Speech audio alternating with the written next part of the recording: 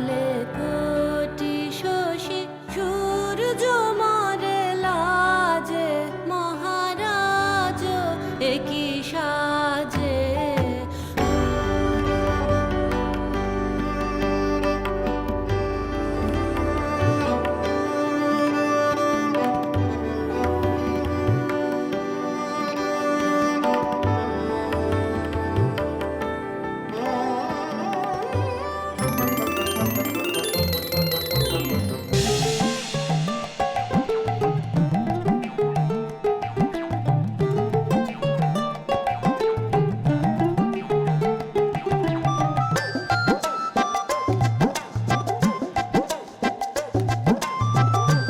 মহারাজের তো আবার শুভ দৃষ্টি হচ্ছে রে হরা।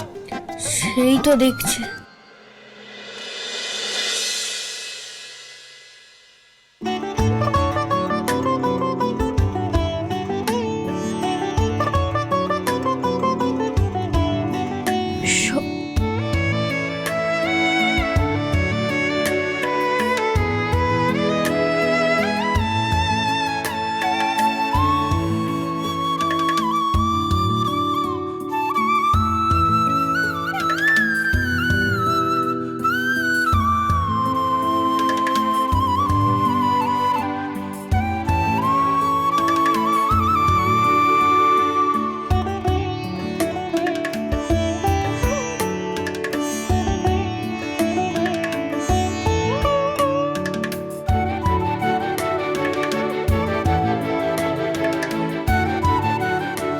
পৃথ্বীরাজ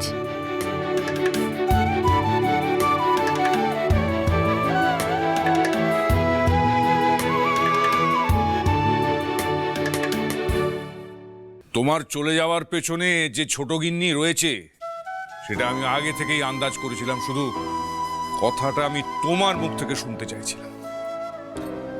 সে কি ভুলে গেল যে সেদিন তুমি যদি অনুমতি না দিতে, তাকে আপন করে না নিতে, তাহলে সে কি মুখুজ্জে বাড়ির ছোট বউ হয়ে এ বাড়ির চৌকাঠ পেরোতে পারতো না? আমি ছোটর জন্য কিচ্ছু করিনি গো। সে যা পেয়েছে সব নিজের কপাল গুনে পেয়েছে, এতে আমার কোনো হাত নেই। এ কথা তো সত্যি।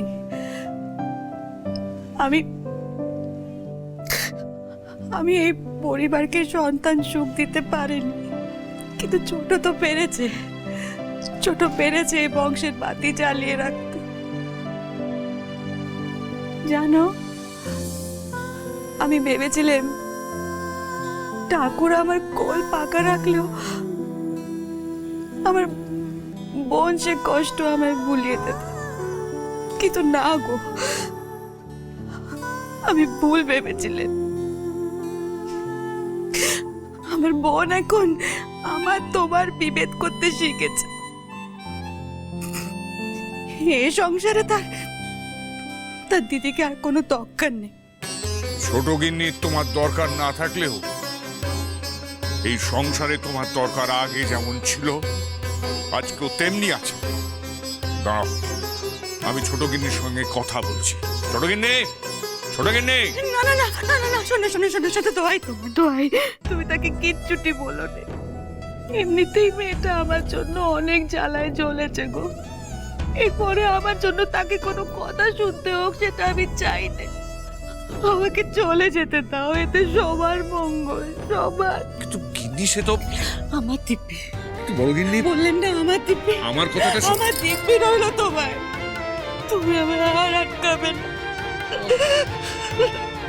হে মা কালী, হে মা কালী।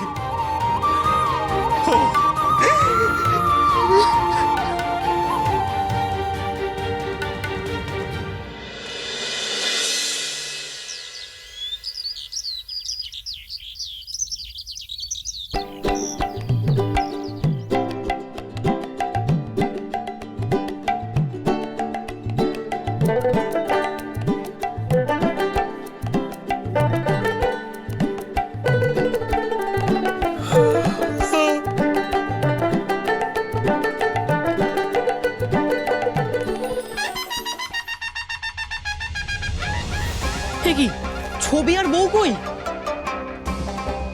এই বোটকে এই পড়ছে, ওই এই হারা, ও এই আচ্ছা ঘুমটা থেকে বাংলো রে? তোর দাদু।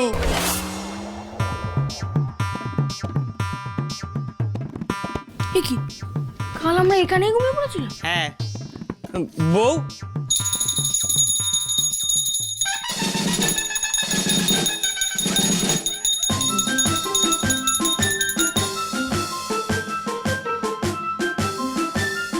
এই তো জামাই, গুড মর্নিং। এই গুটুট পড়ে হবে, আমার ছবি কোথায়? যেখানে কথা ছিল ওই যে কুইলের পাশের ওয়ালে, ওই যে সি সি।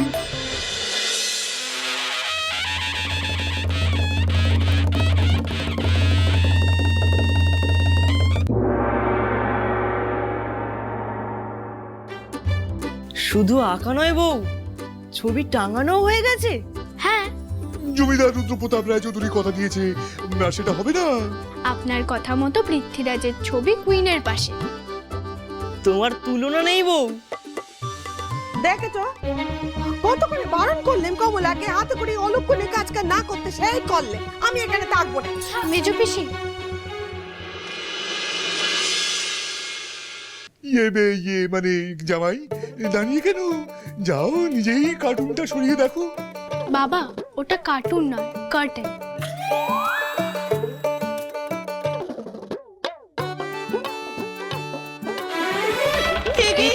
এটা কা ছবি?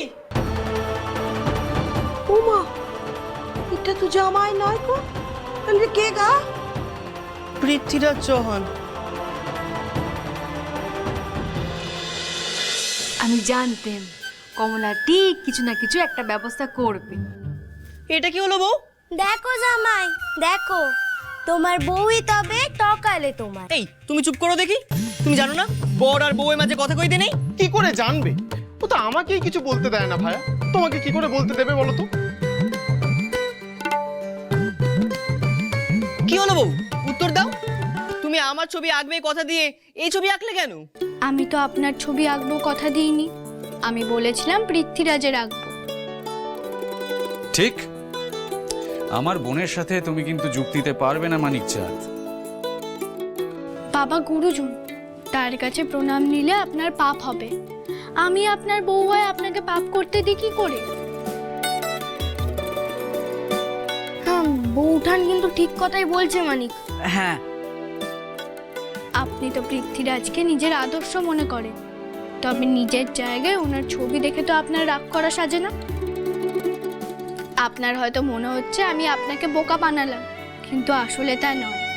আসলে আমি আপনার বলা কথা অক্ষরে অক্ষরে পালন করেছি। কোন কথা?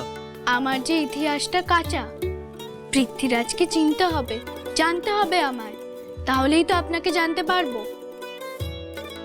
এই ছবি এঁকেই না হয় আপনাকে আরেকটু চিনে নিলাম। ধাদিন দিন্দা তাকে দিন্দা, ধাদিন দিন্দা তাকে দিন্দা, ধাদিন দিন্দা তাকে দিন্দা, ধাদিন দিন্দা তাকে দিন্দা। দেশ পরাধীন ছিল ৩০ সাল, ছিল দস্যিদ আমার এক ছেলেদের পাল ছিল, তাদের মধ্যে রাজা ছিল সেই একজন, ঝড়ের গতিতে যার দুর্বার গর্জন।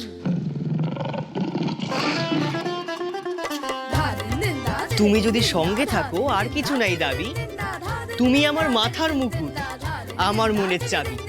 মাথায় মুকুট তার ঝকঝকে তলোয়ার, স্বপ্নের রাজপথে ঘোড়ায় সে সওয়ার, আকাশে চলে না হাটে নিয়ে বল কন্দাজ। বলো বলো বলো সবে শ্রীমান পৃথ্বীরাজ, বলো বলো বলো সবাই রাজা শ্রীমান পৃথ্বীরাজের জয়।